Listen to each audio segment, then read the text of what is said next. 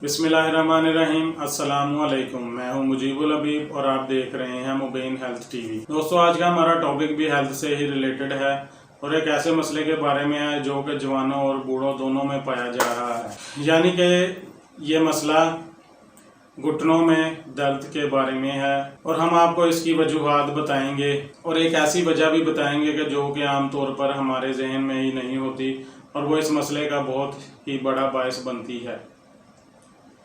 घुटनों के दर्द की मुख्तलिफ वजूहात हो सकती हैं। ये किसी चोट की वजह से भी हो सकता है कि आपके बहुत ही शदीद चोट लगी हो। अक्सर सर्दियों में वो चोट उस चोट की वजह से ज़्यादा दर्द होता है। दूसरी वजह यूरिक एसिड का मसला है कि अगर आपका यूरिक एसिड बढ़ गया है तो वो घुटनों में शदीद दर्द और सोजिश का बायस बनता है। तीसरी वजह ब्लड प्रेशर की वजह से भी ये मसला हो सकता है। ये तो मुख्तलिफ वजूहात हैं जो कि घुटनों के दर्द का बायस बनती हैं और ये जवान और बूढ़े तमाम लोगों में पाया जाता है। तो दोस्तों, एक और बहुत ही अहम वजह ऐसी है कि जिसकी वजह से 45-50 साल की उम्र के बाद तकरीबन ये मसला बन जाता है, यानी कि वो वजह है सीढ़ियाँ। जिन घरों में सीढ़ियाँ मौजूद हैं और वो सीढ़ियाँ इस तरह से बनाई गई हैं कि घरों में जगह कम होने की वजह से वो सीढ़ियाँ बिल्कुल सीधी ऊपर बनाई गई हैं और उन सीढ़ियों के दरमियान जो उन सीढ़ी का दुरानिया है या उसकी ऊंचाई है वो भी बहुत ज़्यादा रखी जाती है। और एक और चीज़ का भी ख्याल नहीं किया जाता कि सीढ़ियाँ ऊपर चढ़ने के लिए साइड पर कोई सहारा भी नहीं होता कि जिसको पकड़कर हम ऊपर चढ़ सकें। तो दोस्तों, जवानी में तो हम वो सीढ़ियाँ चढ़ते रहते हैं, हमें इतना महसूस नहीं होता।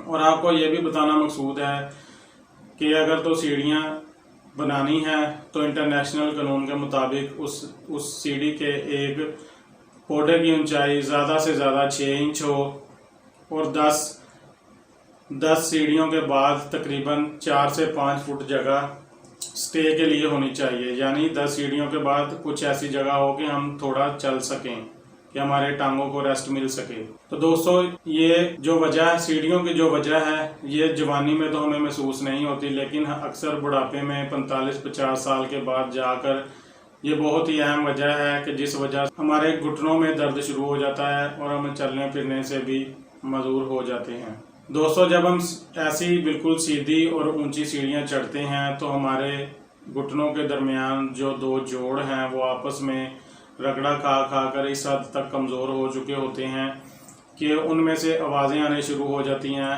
और हम चलने फिरने से भी कासर हो जाते हैं।